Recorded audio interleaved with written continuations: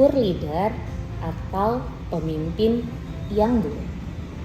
Tipe pemimpin yang satu ini biasanya akan membuat kehidupan anak buahnya semakin buruk karena biasanya pemimpin tipe seperti ini cenderung untuk full control dan tidak mau mendengarkan sama sekali apa yang menjadi masukan dari anak buahnya. Yang kedua, transactional leader. Pemimpin yang satu ini pasti akan mengupayakan hari ini menjadi lebih baik. Karena pemimpin yang satu ini cenderung untuk memberikan penghargaan yang luar biasa kepada anak buahnya yang bisa mencapai target atau dengan istilah kerennya perform. Namun sayang sekali tipe pemimpin ini biasanya cenderung mengabaikan anak buah yang tidak perform, bahkan cenderung menyingkirkan anak buahnya.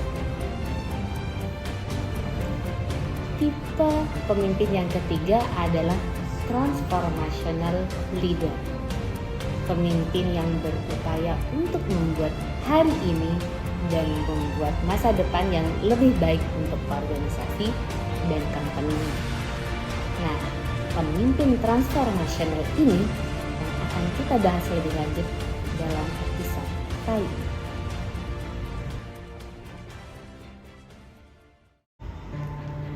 Hai teman pintar, kali ini kita akan membicarakan mengenai transformational leadership dan transformational leader. Sebelum itu, kita akan membahas mengenai 6 gaya kepemimpinan yang terkenal di dunia. Setelah itu, kita akan langsung berfokus mengenai apa sih transformational leadership itu dan karakter-karakter seperti apa yang dibutuhkan untuk menjadi seorang transformational leader. Secara umum, kita mengenal 6 gaya kepemimpinan di dunia. Yang pertama, pemimpin autokratik. Pemimpin autokratik cenderung full of control, otoriter, dan biasanya jarang untuk mau mendengarkan masukan ataupun input dari anak buahnya.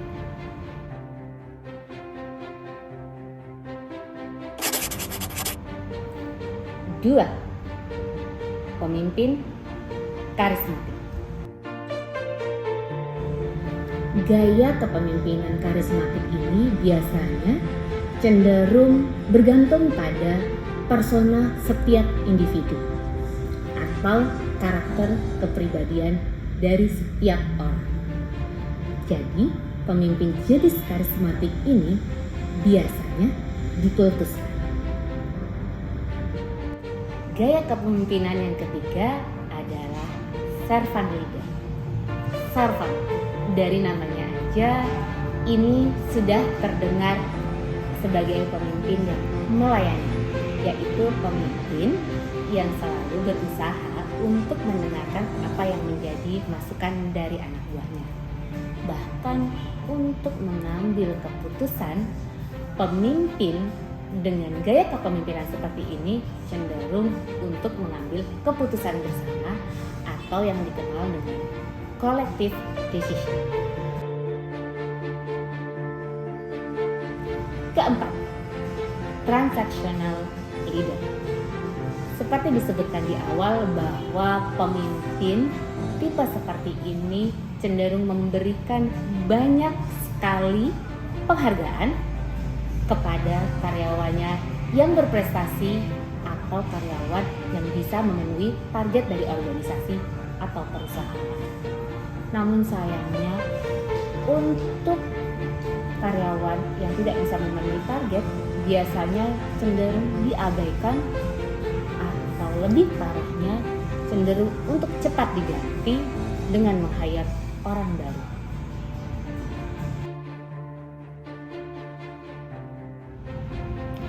Gaya kepemimpinan yang kelima adalah situational leader.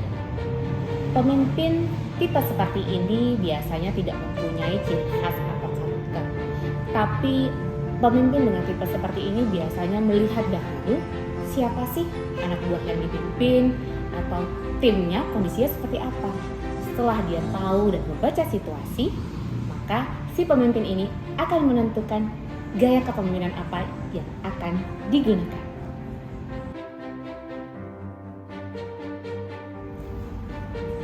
Dan yang terakhir, gaya kepemimpinan transformational leader. Nah, ini yang akan kita bahas lebih lanjut dan lebih dalam. Secara luas, kalau kita membicarakan mengenai transformational leader, ada 3 hal yang penting.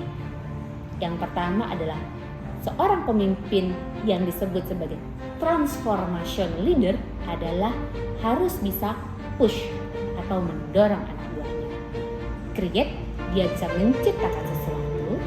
Dan yang ketiga adalah inspire, mampu untuk menginspirasi anak buahnya. Nah, teman pintar, kali ini kita akan langsung lebih detail membahas mengenai apa itu transformational leadership dan hal-hal fundamental apa saja yang harus dipersiapkan jika ingin menjadi seorang transformational leader. Kali ini saya akan merujuk pada satu teori yang dikemukakan oleh James McGregor di tahun 1975 mengenai 3 hal fundamental seorang pemimpin yang transformasional. Yang pertama, seorang pemimpin yang transformasional harus berfokus pada change and transform, baik itu dari sisi individunya ataupun organisasinya.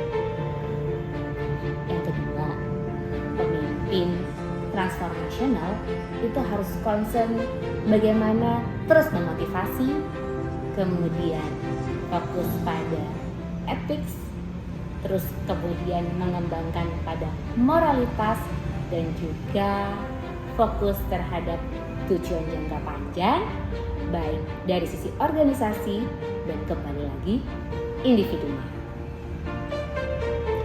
Yang ketiga, seorang pemimpin transformasional juga harus terus mengupayakan berpegang pada proses-proses untuk memajukan organisasinya.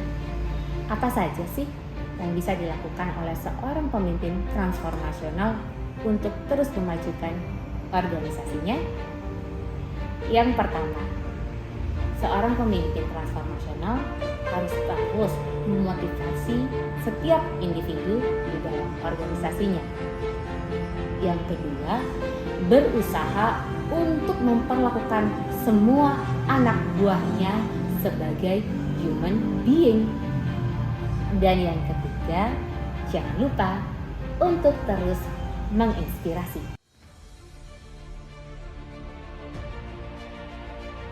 Setelah kita mengetahui hal-hal fundamental apa saja untuk menjadi seorang transformational leader, sekarang saatnya kita membedah lebih dalam lagi tentang karakter apa saja yang harus dimiliki seorang transformational leader. Yang pertama, intellectual stimulation.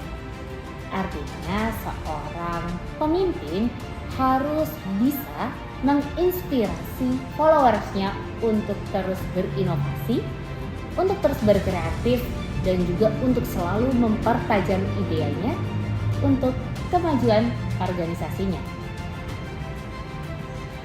Yang kedua, karakter yang harus juga dimiliki oleh seorang pimpinan transformasional adalah dia harus individualized consideration. Apa sih artinya?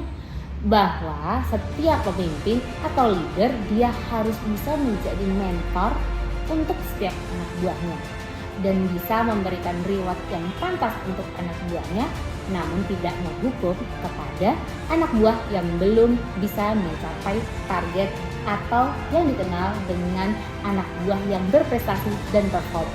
Harus terus mendidik dan bagaimana terus mengembangkan agar anak buah bisa berkembang sampai akhirnya bisa mencapai tujuan dari organisasi tersebut.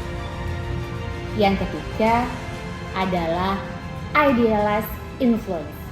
Artinya, seorang pimpinan transformasional harus bisa menjadi role model untuk anak buahnya.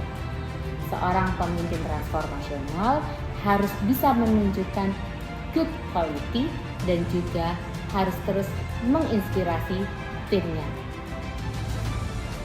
Dan yang terakhir, karakter yang tidak boleh dilewatkan oleh seorang pemimpin transformasional, yaitu inspirational motivation, di mana seorang leader harus mampu dan terus-menerus mengencourage anak buahnya, menyatakan, men-state apa yang menjadi visi misinya secara clear, dan kemudian terus mempertahankan value di organisasi untuk selanjutnya berkembang bersama-sama mencapai tujuan organisasi yang lebih baik dan lebih maju.